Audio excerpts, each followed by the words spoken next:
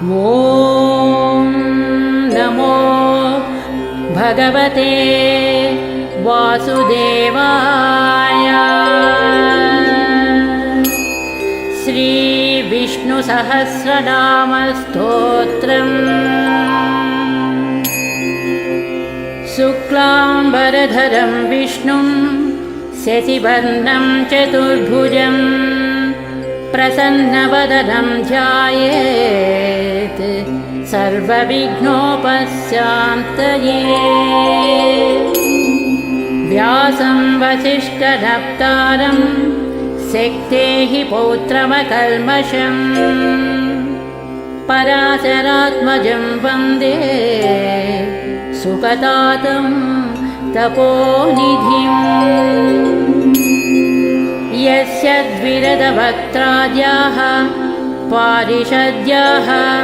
परस्म्यतं विघ्नं निघ्नन्ति सततं विश्वक्सेनं तमाश्रये।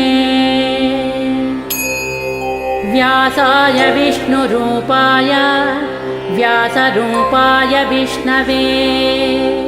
नमो वै ब्रह्मनिधये वासिष्ठाय नमो नमः।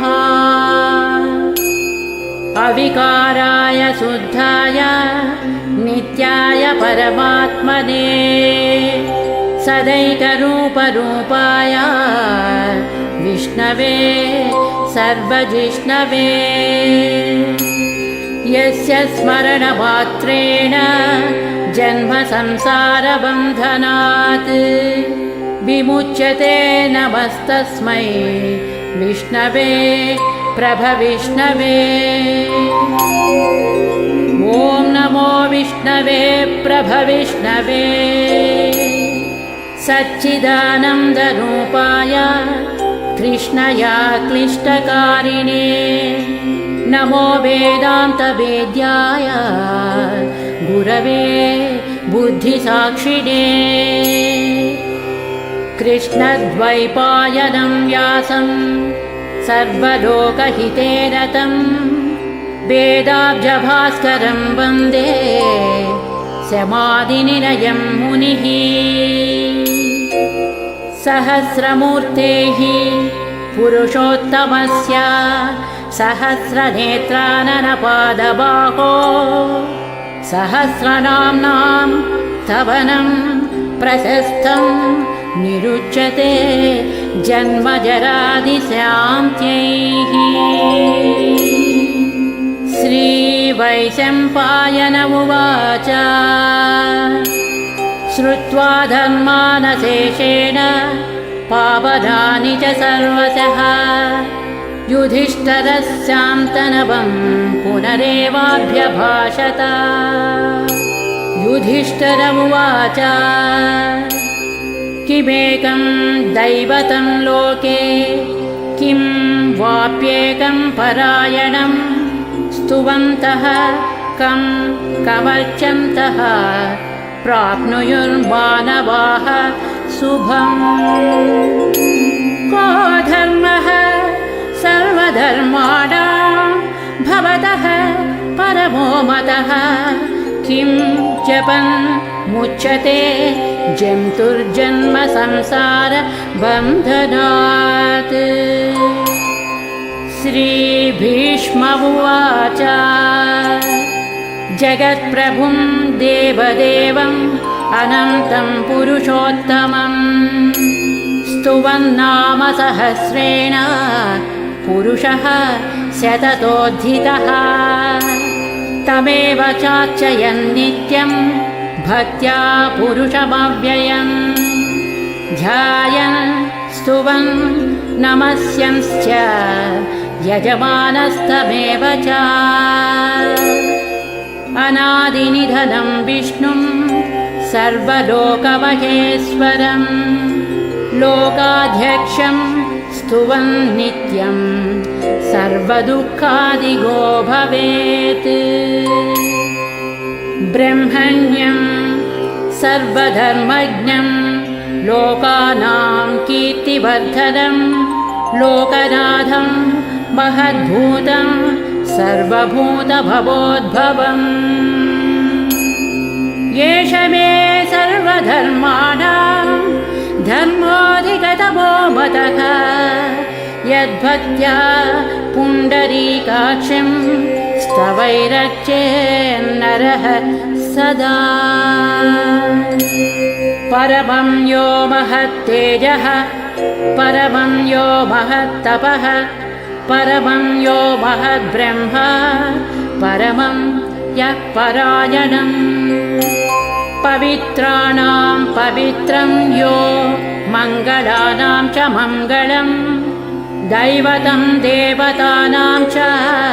भूतानां यो व्ययः पिता यतः सर्वाणि भूतानि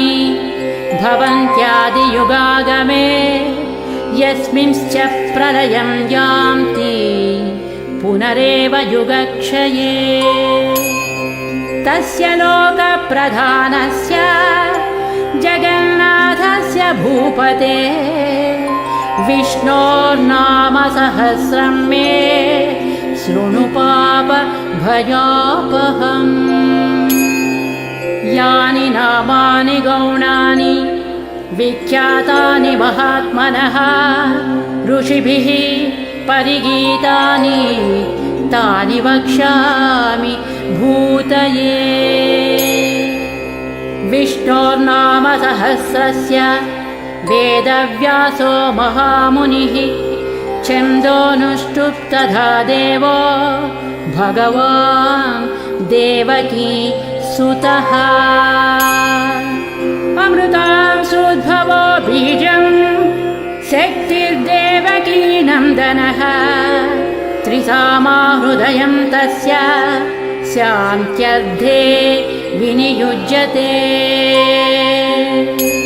विष्णुं जिष्णुं महाविष्णुं प्रभविष्णुं वकेश्वरम् अनेकरूपदैत्यान्तं नमामि पुरुषोत्तमम् न्यासः अस्य श्रीविष्णोर्दिव्यसहस्रनामस्तोत्र महामन्त्रस्य श्रीवेदव्यासो भगवान् ऋषिः अनुष्टुप् छन्दः श्रीमहाविष्णुः परमात्मा श्रीमन्नारायणो देवता अमृतांशोद्भवो भानुरिति बीजम् देवकी नन्दनः स्रष्टेति शक्तिः उद्भवः क्षोभनो देव इति परमो मन्त्रः शङ्खभृन्नन्दकी चक्रीति कीलकम् शान्यधन्वागदाधर इत्यस्त्रम् रथाङ्गपाणिरक्षोभ्य इति नेत्रम् त्रिसामा सामगः सामेति कवचम् आनन्दं परब्रह्मेति योनिः ऋतुः सुदर्शनः काल इति दिग्बन्धः श्रीविश्वरूप इति ध्यानम् श्रीमहाविष्णुप्रीत्यर्थे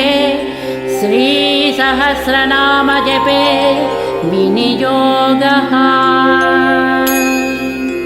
ध्यानम् क्षीरोधन्वत्प्रदेशे शुचिमणिविरसत्सैकते मौक्तिकानां मालाक्षुप्तासनस्थः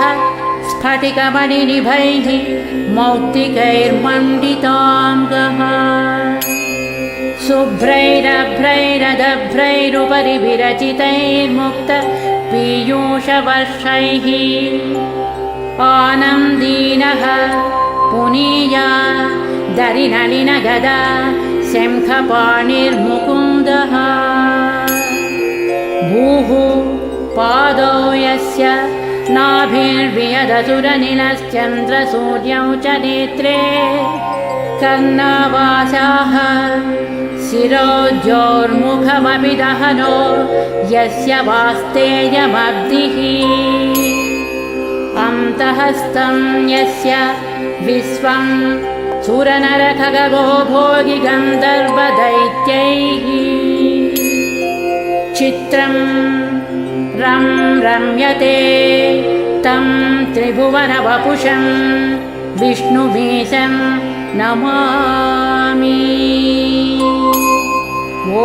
नमो भगवते वासुदेवाय। शान्ताकारं भुजगशयनं पद्मनाभं सुरेशं विश्वाधारं गगनसदृशं मेघवर्णं शुभाङ्गम् लक्ष्मीकान्तं कमलनयनं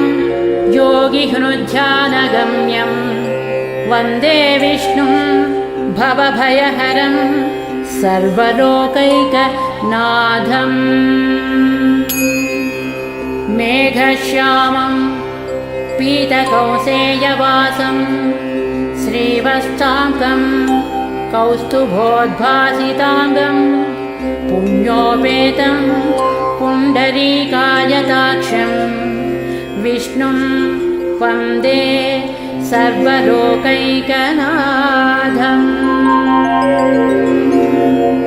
नमः समस्तभूतानाम् आदिभूताय भूभृते अनेकरूपरूपाय विष्णवे प्रभविष्णवे सशङ्खचक्रं सकिरीटकुण्डलं सपीतवस्त्रं सरसीरुहेक्षणं सहारवक्षस्थलशोभिकौस्तुभं नमामि विष्णुं शिरसा चतुर्भुजम् छायायां पारिजातस्य हेमसिंहासनोपरि आसीनमम्बुधस्यामभायताक्षमलं कृतम् चन्द्राननं चतुर्बाहुं श्रीवत्साङ्कितवक्षसं रुक्मिणी सत्यभामाभ्यां सहितं कृष्णमाश्रये इति उत्तरपीठिका समाप्तः। स्तोत्रं हरिः ॐ। विश्वं विष्णुर्वषट्कारो भूतभव्यभवत्प्रभुः भूतकृद्भूतभृद्भावो भूतात्मा भूतभावनः भूतात्मा परमात्मा च मुक्तानां परमागतिः अव्ययः पुरुषः साक्षी क्षेत्रज्ञोऽक्षर एव च योगो योगविदां नेता प्रधानपुरुषेश्वरः नारसिंहवपुः श्रीमान् केशवः पुरुषोत्तमः सर्वः सर्वः शिवः स्थाणुर्भूतादिर्निधिरव्ययः सम्भवो भावनो भर्ता प्रभवः प्रभुरीश्वरः स्वयंभूः शम्भुरादित्यः पुष्कराक्षो महास्वनः अनादिनिधनो धाता विधाता धातुरुत्तमः अप्रमेयो ऋषिकेशः पद्मनाभो अमरप्रभुः विश्वकर्मा मनुः स्वस्था स्थविष्टः स्थविरो ध्रुवः अग्राह्य शाश्वतः कृष्णो लोहिताक्षः प्रतर्धनः प्रभूतस्त्रिककुर्धाम पवित्रं मङ्गलं परम् ईशानः प्राणदः प्राणो ज्येष्ठः श्रेष्ठः प्रजापतिः हिरण्यगर्भो भूगर्भो माधवो मधुसूदनः ईश्वरो विक्रमी धन्वी मेधावी विक्रमः क्रमः अनुत्तमो दुरादर्शः कृतज्ञः कृतिरात्मवान् सुरेशः शरणं शर्म विश्वरेताः प्रजाभवः अहः संवत्सरो व्याळः प्रत्ययः सर्वदर्शनः अजः सर्वेश्वरः सिद्धः सिद्धिः सर्वादिरच्युतः वृषा कपिरमेयात्मा सर्वयोगविनिस्मृतः वसुर्वसुमनः सत्यः समात्मा संमितः समः अमोघः पुण्डरीकाक्षो वृषकर्मा वृषाकृतिः रुद्रो बहुशिरा बभ्रुर्विश्वयोनिः शुचिस्रवाः अमृतः शाश्वतः स्थाणुः वरारोहो महातपाः सर्वगः सर्वविद्वानुर्विश्वक्सेनो जनार्दनः वेदो वेदविदव्यङ्गो वेदाङ्गो वेदवित्कविः लोकाध्यक्षः सुराध्यक्षो धर्माध्यक्षः कृताकृतः चतुरात्मा चतुर्व्यूहः चतुर्दंष्ट्रः चतुर्भुजः भ्राजिष्णुर्भोजनं भोक्ता सहिष्णुः जगदादिजः अनघो विजयो जेता विस्मयोनिः पुनर्वसुः भूपेन्द्रो वामरः प्रांशु अमोघः शुचिरोज्जितः अतीन्द्रः संग्रहः सर्गो धृतात्मा नियमो यमः वेद्यो वैद्यः सदा योगी वीरः माधवो मधुः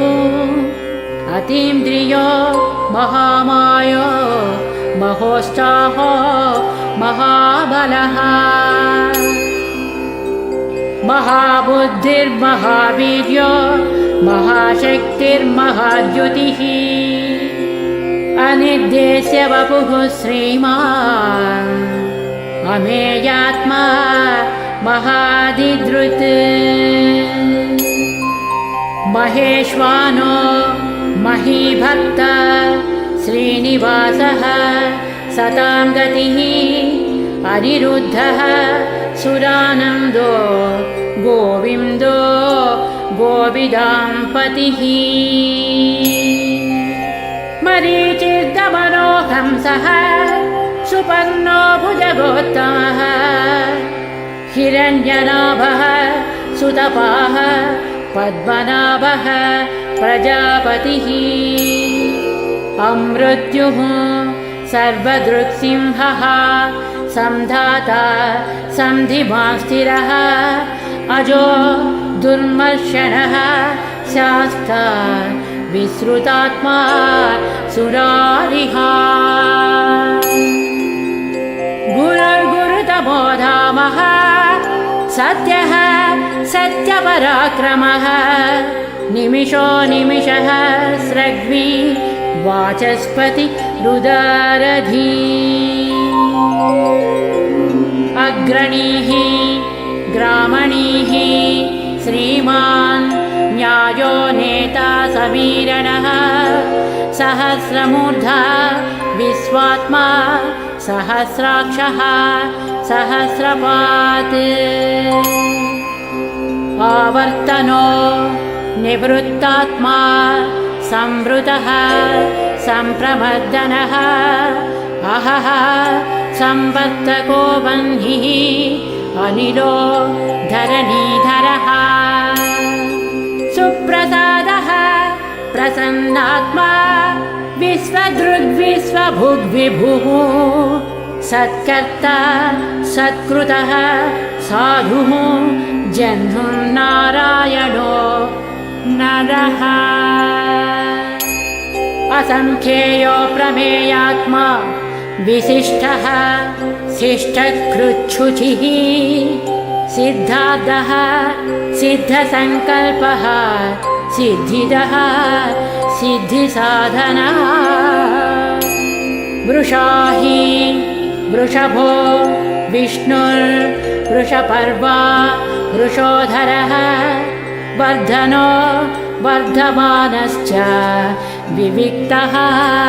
श्रुतिसागरः सुभुजो दुर्धरो वाङ्मी महेन्द्रो वसुधो वसुः नैकरूपो बृहद्रूपः सिपिविष्टः प्रकाशनः ओजस्तेजो द्युतिधरः प्रकाशात्मा प्रतापनः बुद्धः स्पष्टाक्षरो मन्त्रः चन्द्रांशुर्भास्करद्युतिः अमृतांशुद्भवो भानुः शशिबिन्दुः सुरेश्वरः औषधं जगतः सेतुः सत्यधर्म पराक्रमः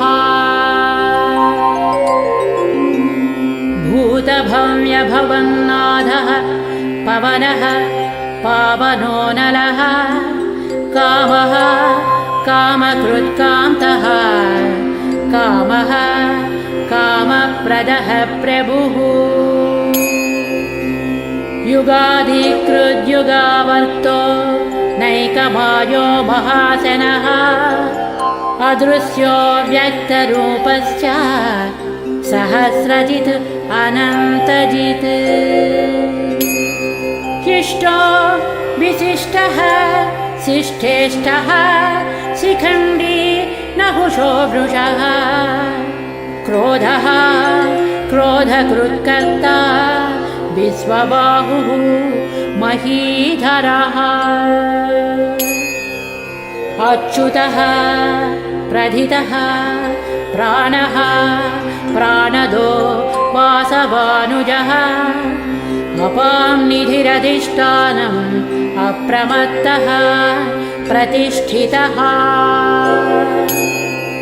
स्कन्दः स्कन्दधरो दुर्यो वरदो वायुवाहनः वासुदेवो बृहद्भानुः आदिदेवः पुरन्दरः अशोकस्तारणस्तारः शूरः सौरिजनेश्वरः अनुकूलः शतावर्तः पद्मी पद्मनिवेक्षणः पद्मनाभो अरविन्दाक्षः पद्मगर्भः शरीरभृत् महर्धिः रुद्धो वृद्धात्मा महाक्षो गरुडध्वजः अतुलः शरभो भीमः समयज्ञो हविर्हरिः सर्वलक्षणलक्षण्यो लक्ष्मीवान् समतिञ्जियः अक्षरो रोहितो मार्गो हेतुर्दामोदरः सः महीधरो महाभागो वेगवान् अमितासनः उद्भवः क्षोभनो देवः श्रीगर्भः परमेश्वरः करणं कारणं कर्ता विकर्ता गहनो गुहः व्यवसायो व्यवस्थानः संस्थानः स्थानदो ध्रुवः परधिः परमस्पष्टः तुष्टः पुष्टः सुभेक्षणः रामो विरामो विरजो मार्गो नेयो नयो नयः वीरः शक्तिमतां श्रेष्ठो धर्मो धर्मविदुत्तमः वैकुण्ठः पुरुषः प्राणः प्राणदः प्रणवः पृथुः हिरण्यगर्भः शत्रुभ्यो व्याप्तो वायुरधोक्षजः ऋतुः सुदर्शनः कालः परमेष्टि परिग्रहः उग्रः संवत्सरो दक्षो विश्रामो विश्वदक्षिणः विस्तारः स्थावरः स्थाणुः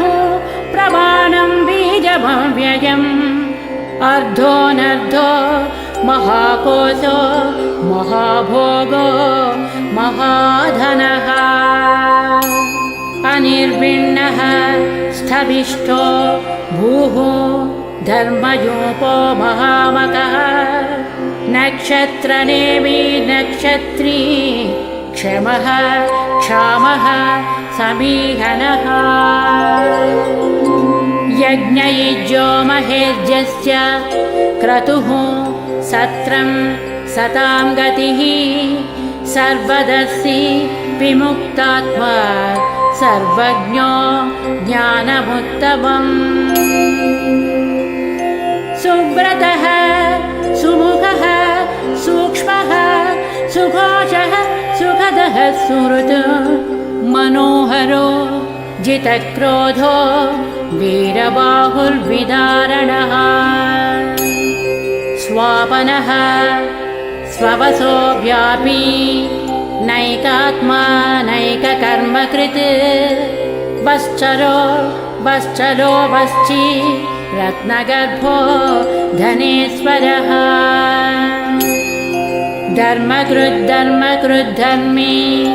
सदसक्षरमक्षरम् अविज्ञाता सहस्रांशुः विधाता कृतलक्षणः गभस्तिनेमिः सत्त्वस्थः सिंहो भूतमहेश्वरः आदिदेवो महादेवो देवेशो देवभृद्गुरुः उत्तरो गोपतिर्गोप्ता ज्ञानगम्यः पुरातनः शरीरभूतभृद्भोक्ता कपीन्द्रो भूरिदक्षिणः सोमपोऽमृतपः सोमः पुरुषोत्तमः विनयोजयः सत्यसन्धो दासार्हः सात्वतां पतिः जीवो विनयिता साक्षी मुकुन्दोमितविक्रमः अम्बोनिधिः अनन्तात्मा महोदधिशयोऽन्तकः अजो महार्हः स्वाभाव्यो जितामित्रः प्रमोदनः आनन्दो नन्दनो नन्दः सत्यधर्म त्रिविक्रमः महर्षिः कपिलाचार्यः कृतज्ञो मेदिनीपतिः त्रिपदस्त्रिदशाध्यक्षो महाशृङ्गः कृतान्तकृत् महावराहो गोविन्दः सुषेणः कनकाङ्गदी गुह्यो गभीरो गहनो गुप्तश्चक्रगदाधरः वेदाः स्वाङ्गोजितः कृष्णो दृढः सङ्कर्षणोच्युतः वरुणो वारुणो वृक्षः पुष्कराक्षो महामनाः भगवान् भगहानन्दी वनमाली हलायुधः आदित्यो ज्योतिरादित्यः सहिष्णुः गतिसत्तमः सुधन्वा खण्डपरशुः दारुणो द्रविणप्रदः दिवक्स्पृक्सर्वदृग्व्यासो वाचस्पतिरयोनिजः त्रिसामा सामगः साम निर्वाणं भेषजं विशक् संन्यासकृच्छमः शान्तो निष्ठा शान्तिः परायणम् शुभाङ्गः शान्तिदः स्रष्टा कुमुदः कुवलेशयः गोहितो गोपतिर्गोप्ता वृषभाक्षो वृषप्रियः अनिवर्ती निवृत्तात्मा संक्षेप्ता क्षेमकृच्छिवः श्रीवत्सवक्षाः श्रीवासः श्रीपतिः श्रीमताम्बरः श्रीदः श्रीसः श्रीनिवासः श्रीनिधिः श्रीविभावनः श्रीधरः श्रीकरः श्रेयः श्रीमान् लोकत्रयाश्रयः स्वक्षः स्वङ्गः शतानन्दो नन्दिज्योतिर्गणेश्वरः विजितात्मा विधेयात्मा सत्कीर्तिर्छिन्न संशयः उदीर्णः सर्वतच्चक्षुः अनीशः शाश्वतस्थिरः भूषयो भूषणो भूति विशोकः शोकनाशनः अर्चिष्मानर्चितः कुम्भो विशुद्धात्मा विशोधनः अनिरुद्धो प्रतिरथः प्रद्युम्नोमित विक्रमः कालनेमिनिः वीरः शौरिः शूरजनेश्वरः त्रिलोकात्मा त्रिलोकेशः केशवः केशिः हरिः कामदेवः कामपालः कामी कान्तः कृतागमः अनिर्देश्य वपुः विष्णुः वीरोऽनन्तो धनञ्जयः ब्रह्मण्यो ब्रह्मकृद्ब्रह्मा ब्रह्म ब्रह्मविवर्धनः ब्रह्मवित् ब्राह्मणो ब्रह्मी ब्रह्मज्ञो ब्राह्मणप्रियः महाक्रमो महाकर्मा महातेजा महोरगः महाक्रतुः महायज्वा महायज्ञो महाहविः स्तव्यः स्तवप्रियः स्तोत्रं स्तुतिः स्तोतारणप्रियः पूर्णः पूरयिता पुण्यः पुण्यकीर्तिरनामयः मनोजवस्थितकरो वसुरेता वसुप्रदः वसुप्रदो वासुदेवो वसुर्वसुमना हविः सद्गतिः सत्कृतिः सत्ता सद्भूतिः सत्परायणः शूरसेनो यदुश्रेष्ठः सन्निवासः सुयामुनः भूतावासो वासुदेवः सर्वासु निरयो नरः दर्पः दर्पदो दृप्तो दुर्धरोधा पराजितः विश्वमूर्तिः महामूर्तिः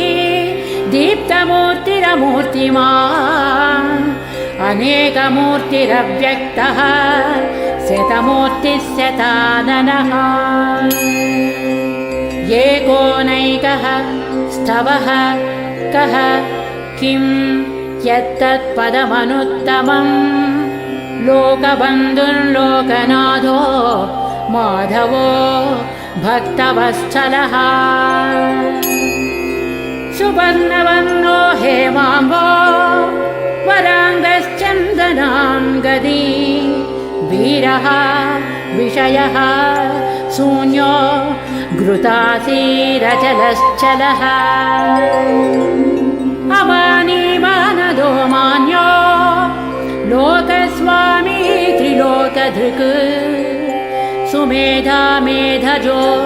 धन्यः सत्यमेधा धराधरः तेजो वृषो द्युतिधरः सर्वशस्त्रभृताम्बरः प्रग्रहो निग्रहो व्यग्रो नैकशृङ्गो गदाग्रजः चतुर्मूर्तिः चतुर्बाहुः चतुर्व्यूहश्चतुर्गतिः चतुरात्मा चतुर्भावः चतुर्वेदविदेकपात् समावर्तो निवृत्तात्मा दुर्जयो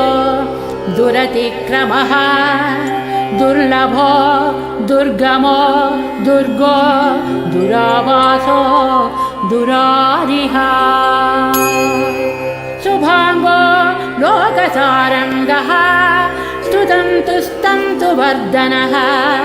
इन्द्रकर्मा महाकर्मा कृतकर्मा कृतागमः उद्भवः सुन्दरः सुन्दरो रत्ननाभः सुलोचनः अर्को वाजसनः शृङ्गी जयन्तः सर्वविजयी सुवर्णबिन्दुरक्षोभ्यः सर्वभागीश्वरेश्वरः महाह्रदो महाकर्तो महाभूतो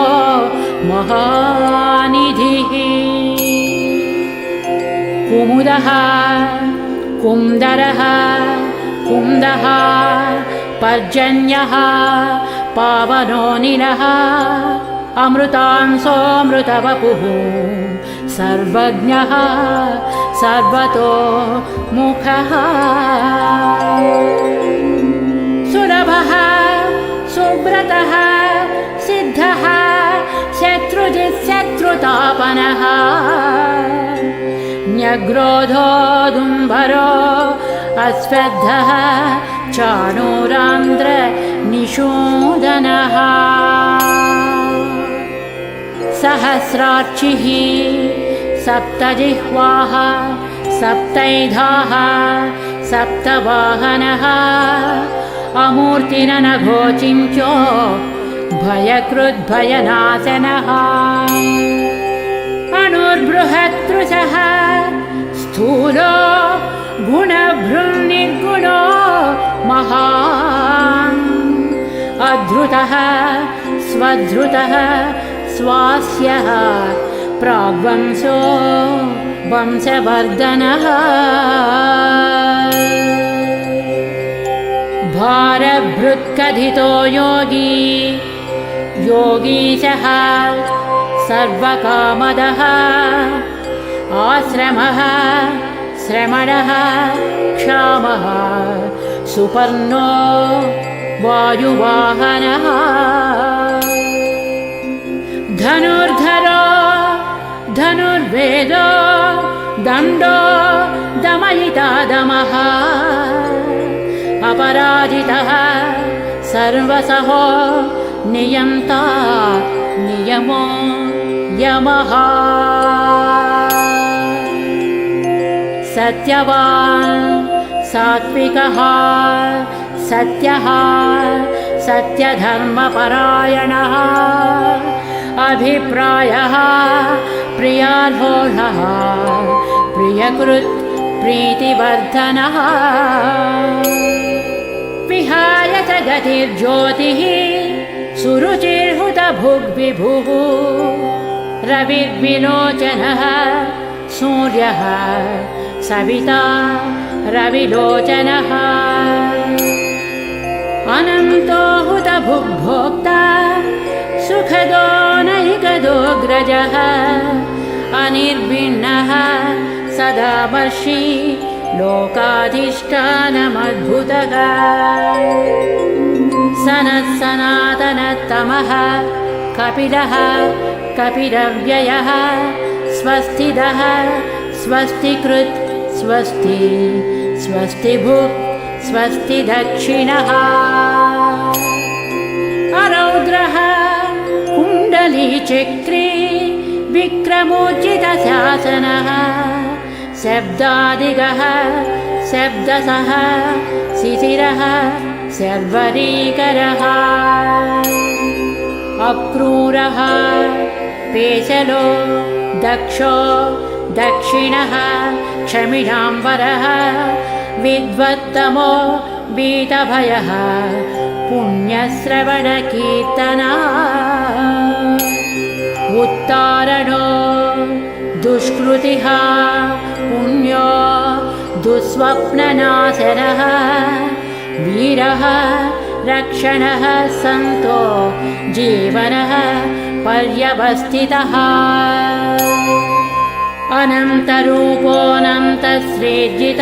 अनन्तरूपोऽनन्तश्रेज्जितमन्योर्भयापहः चतुरस्रो गभीरात्मा विदिशो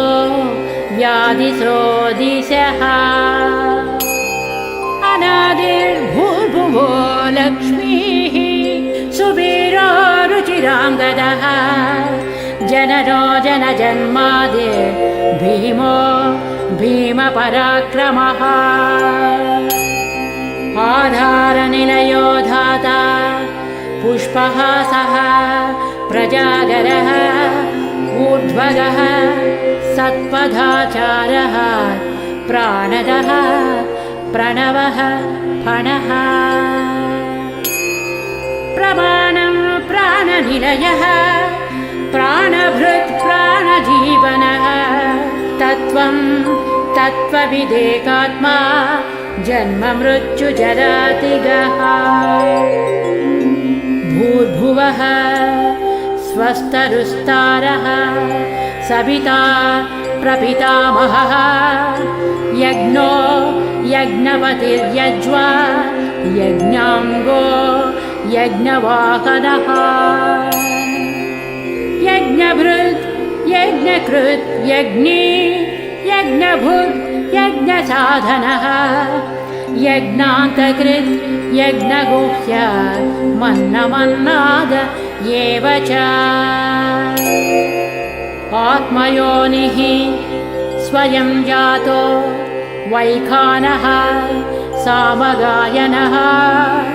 देवकीनन्दनः स्रष्टा क्षितीशः पापनाशनः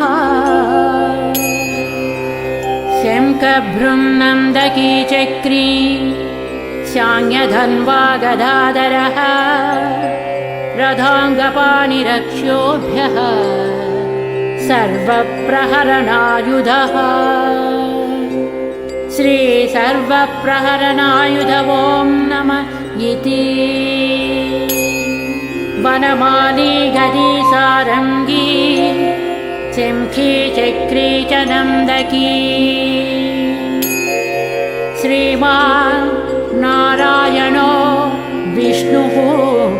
वासुदेवोऽभिरक्षतु श्रीवासुदेवोऽभिरक्षतो नमः इति फलश्रुतिः इतीदं कीर्तनीयस्य केशवस्य महात्मनः नाम्नां सहस्रं दिव्यानाम् अशेषेण प्रकीर्तितम् य इदं शृणुयान् नित्यं यच्चापि परिकीर्तयेत् नाशुभं प्राप्नुयात् किञ्चित् सोमुद्रेक च मानवः वेदान्तगो ब्राह्मणः स्यात् क्षत्रियो विजयी भवेत् वैश्यो धनसमृद्धः स्यात् शूद्रः सुखमवाप्नुयात् धर्मार्थी प्राप्नुयात् धर्मः अर्थार्थी च अर्थमाप्नुयात् कामानवाप्नुयात् कामी प्रजार्थी चाप्नुयात् प्रजाम् भक्तिमान् यः शतोत्थाय शुचिसद्गतमानसः सहस्रं वासुदेवस्य नाम्नामेतत् प्रकीर्तयेत् यशः प्राप्नोति विपुलं याति प्राधान्यमेव च अचलां श्रियमाप्नोति श्रेयः प्राप्नोत्यनुत्तमम् न भयं क्वचिदाप्नोति वीर्यं तेजश्च विन्दति भवत्यरोगो द्युतिमान् बलरूपगुणान्वितः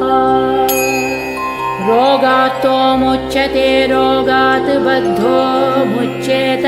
बन्धनात् भयान्मुच्येत भीतस्तु मुच्येतापन्नमापदः दुर्गान्यतितरत्यासु पुरुषः पुरुषोत्तमः स्तुवन्नाम सहस्रेण नित्यं भक्तिसमन्वितः वासुदेवाश्रयो मर्त्यो वासुदेवपरायणः सर्वपापविशुद्धात्मा याति ब्रह्म सनातनम् न वासुदेवभक्तानाम् अशुभं विद्यते क्वचित् जन्म मृत्युजरा व्याधिभयं नैवोपजायते इमं स्तवमधीयानः श्रद्धा भक्तिसमन्वितः युज्येतात्मसुखक्षान्ति श्रीधृतिस्मृतिकीर्तिभिः न क्रोधो न च मात्सर्यं न लोभो नाशुभामतिः भवन्ति कृतपुण्यानां भक्तानां पुरुषोत्तमे यौ सच्चन्द्रार्कनक्षत्रा खं दिशो भूर्महो दधिः वासुदेवस्य वीर्येण विधृतानि महात्मनः ससुरासुरगन्धर्वं जगद्वशे वर्ततेदं कृष्णस्य सचराचरम् इन्द्रियाणि मनोबुद्धिः सत्त्वं तेजो बलं धृतिः वासुदेवात्मकान्याहुः क्षेत्रं क्षेत्रज्ञ एव च सर्वागमानामाचारः प्रथमं परिकल्पते आचारप्रभवो धर्मो धर्मस्य प्रभुरच्युतः ऋषयः पितरो देवा महाभूतानि धातवः जङ्गमाजङ्गमं चेदं जगन्नारायणोद्भवम् योगो ज्ञानं तथा साङ्ख्यं विद्याः शिल्पादिकर्म च वेदाः शास्त्राणि विज्ञानमेतत् सर्वं जनार्दनात्। एको विष्णुर्महद्भूतं पृथग्भूतान्यनेकशः त्रीन् लोकान् व्याप्य भूतात्मा भुङ्क्ते विश्वभुगव्ययः। इमं स्तवं भगवतो विष्णोर्व्यासेन कीर्तितं पठेद्य इच्छेत् पुरुषः श्रेयः प्राप्तुं सुखानि च। विश्वेश्वरमजं देवं जगतः प्रभुमव्ययं भजन्ति ये पुष्कराक्षं न ते यान्ति पराभवम्। न ते यान्ति पराभवो नम इति। अर्जुनोवाच पद्मपत्रविशालाक्ष पद्मनाभसुरोत्तमा भक्तानामनुरक्तानां त्राता भव जनार्दना। श्रीभगवानुवाच यो मां नाम सहस्रेण स्तोतुमिच्छति पाण्डव सोऽहमेकेन श्लोकेन स्तुत एव न संशयः। स्तुत एव न संशयः ॐ नम इति। व्यास उवाच वासनाद्वासुदेवस्य वासितं भुवनत्रयं सर्वभूतनिवासोऽसि वासुदेव नमोऽस्तु ते। श्रीवासुदेव नमोऽस्तु ॐ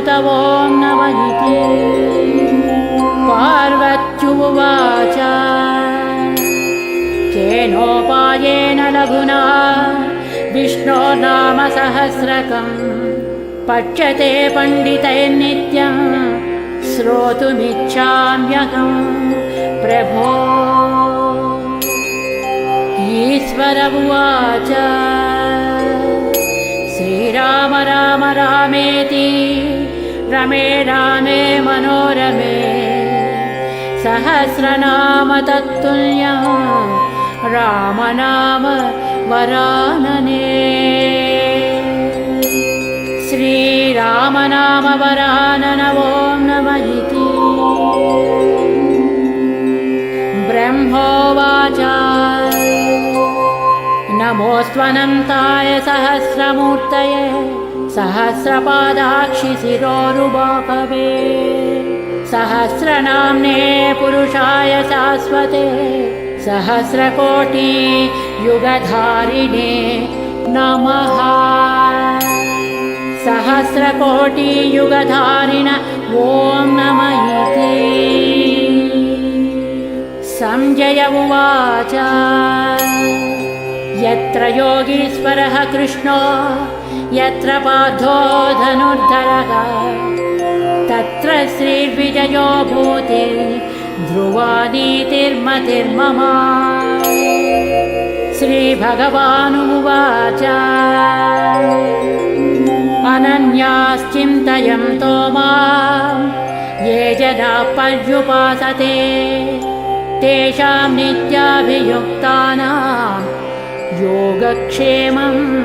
वहाम्यहम्। परित्राणाय साधूनां विनाशाय च दुष्कृतां धर्मसंस्थापनार्थाय सम्भवामि युगे युगे। आर्ता विषण्णाः शिथिलाश्च भीता घोरेषु च व्याधिषु वर्तमानाः संकीर्त्य नारायणशब्दमात्रं विमुक्तदुःखा सुखिनो भवन्तु। कायेन वाचा मनसेन्द्रियर्वा बुद्ध्यात्मना वा प्रकृते स्वभावात् करोमि यद्यत् सकलं परस्मै नारायणायेति समर्पयामि।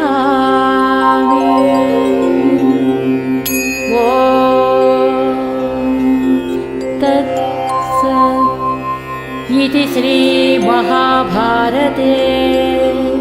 शतसाहस्रिकायां